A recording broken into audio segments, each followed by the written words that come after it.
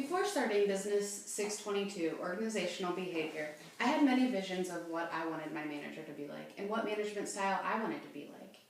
At the same time I started this class, I started a new position at Rockstroh Pharmaceuticals as a sales representative. My manager possessed all of the qualities that I would want to have as a manager. Compassion, motivation, understanding, flexibility, energy, motivation, and compassion. However, throughout the course and my experience, I realized a few things that I would change about my management style. Although I was already aware I was an extrovert, watching the Susan Cain's video about introversion put a different perspective in my mind about different personalities and how to manage these personalities. As Susan was talking, it really made me think, what am I? Am I a mixture of extroversion and introversion? I'm an outside salesperson, but I have some of my best thinking at night when it's quiet. I love walking out in the nature all by myself. It's my medicine.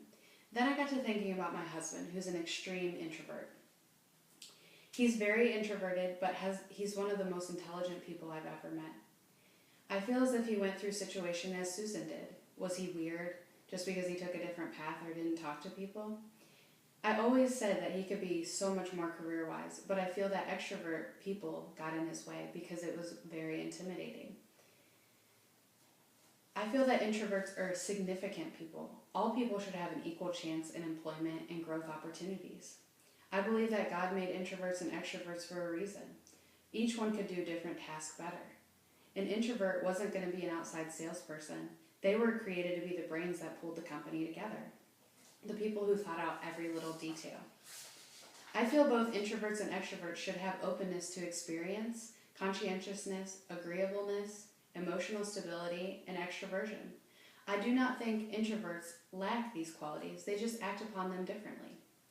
Like Susan said, there are different extremes of each trait, none of them necessarily right or wrong. My perception still remains very neutral. I feel there's a need for both traits in this world. I also agree that group work is pushed way too much in schools, making children rely on others before they speak up for themselves. This is not fair to the introverts. They're not as well as the extroverts as speaking out and talking and speaking up of what is really on their mind and what they're thinking. Like Susan said, this is hurting everyone in the world. Susan really opened my eyes on how important it is to understand these different personalities and how to manage them in the business world. These different personalities people have help me understand and think about both types of people. I feel this will be very beneficial when managing others. Success does not lead to happiness. Happiness leads to success. Imagine a world that is lived by this equation. If everyone thought positively and came to work every day with a positive outlook, what would our world be like? Would this eliminate some of the violence we see so often today? Would this lead to less depression in childhood? Throughout the past 5 weeks, I took Sean Akers' challenge to write down things I'm grateful for, start a journal, and do good deeds. I came up with a few things I would like to share and how it will help me with my future management style. The first thing I'm so grateful for is my family. I know this does not relate directly to the work field as some may think, but actually it does. Family is often what motivates people, and that's what motivates me. Even though I have a 2-year-old son and I would love to be at home with him, I go to work every single day because I want to show him what a hard worker his mom is. And I feel my husband does the same. Now, he motivates me, and most people are motivated by providing for their family. So I feel this is so important to know the person and what type of situation they're in the home life. In my work life, I'm thankful to have a job I enjoy. There are many people that do not have this and struggle each day. I'm also thankful that I have flexibility within my position. If my son has a doctor appointment, 9 times out of 10, I'm able to make it. This is so great because I don't want to miss out on these things for work. I want to have a great work-life balance, and I feel that I am going to give my employees this option every single day because life happens. And we as managers really have to understand what we would like in that situation and not just in the business world. I'm thankful for the company I work for and the people I work for. They're shaping me into a great leader and giving me the opportunity to succeed and move up within the business world. Not many places have this. I'm so thankful that I'm working for a brand new company and have these opportunities. After each sales call, I took Sean Akers' point to think of all the positives that happened in that sales call. A lot of times we get stuck on negatives and we go out and we beat ourselves up for the things that we did wrong and we don't look at the positives.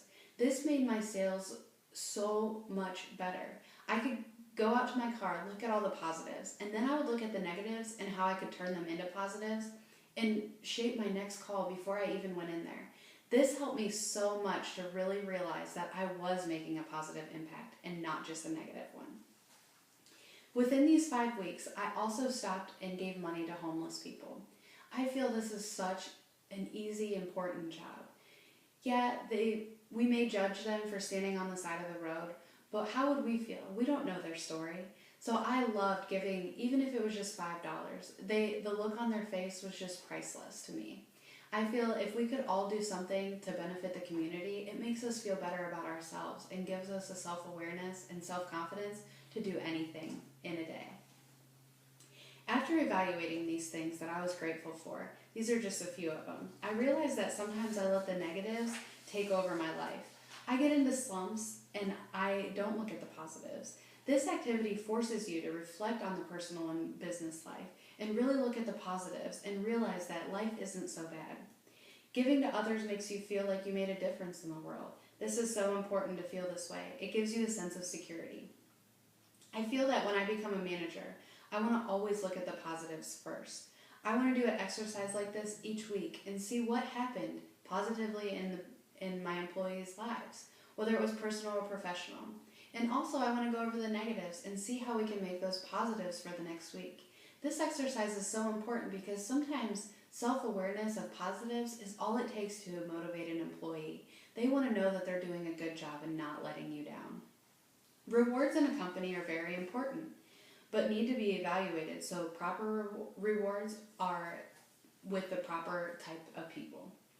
There are many different personalities: competitive people, people that get stressed out by competition. So you really need to evaluate and see what type of rewards are appropriate for that business setting.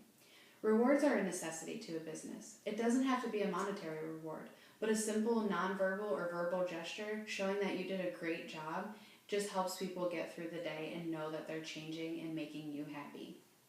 Throughout this course, learning the difference between intrinsic and extrinsic motivation is very hard to tell which one's more important.